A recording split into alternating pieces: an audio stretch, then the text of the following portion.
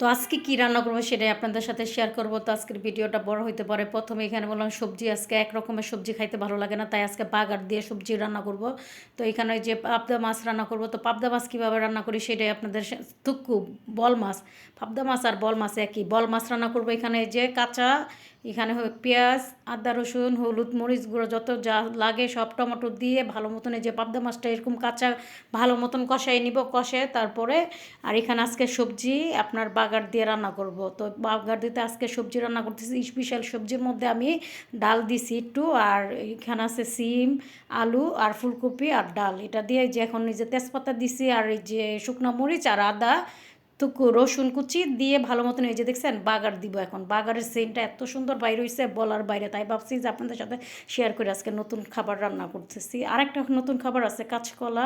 কখনই আমি ইলিশ মাছ ছাড়া কাঁচকলা রান্না করি নাই। তো আজকে রান্না করব চিংড়ি মাছ দিয়ে, দেশি চিংড়ি মাছ ছোটো ছোটো এটা দিয়ে আজকে রান্না করব। আর এখানে যে আনারটা একদমই ভালো ছিল না।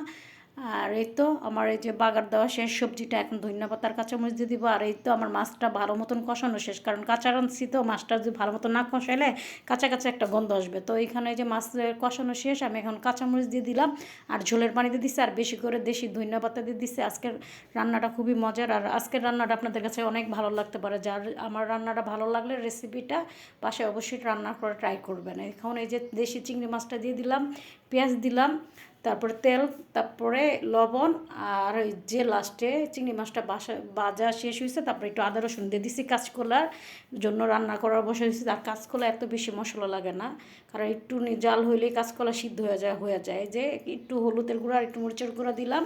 আর এখন এই যে পানি দিয়ে ভালো মতন এটা কষাই নিব। কষানো শেষ, এখন ওই যে কাঁচকলা দিয়ে দিব। তো কাঁচকলা দিয়ে ভালো মতন আবার কষাই নিব, কারণ কাঁচকলা বেশিক্ষণ লাগে না রান্না করতে। আর এই যে সবজি হয়ে গেছে, তারপরে যে মাছ রান্নাটা হয়ে গেছে আমার, আর এই যে ভাত রান্না করে ফেলছি। আর এই তো সবজি এখন পানি দিয়ে দিব। আর আজকের রান্নাটা আপনাদের অনেক ভালো লাগতে পারে, ভালো লাগলে লাইক শেয়ার সাবস্ক্রাইব করতে ভুলবেন না। এই তো পানি দিয়ে দিছি। আর এই তো এই কড়াইটার মধ্যে রান্না করতে গেলে কড়াইটা এত ঘুরে, জানি না কড়াইয়ের সমস্যা না চুলার সমস্যা বুঝতে পারি।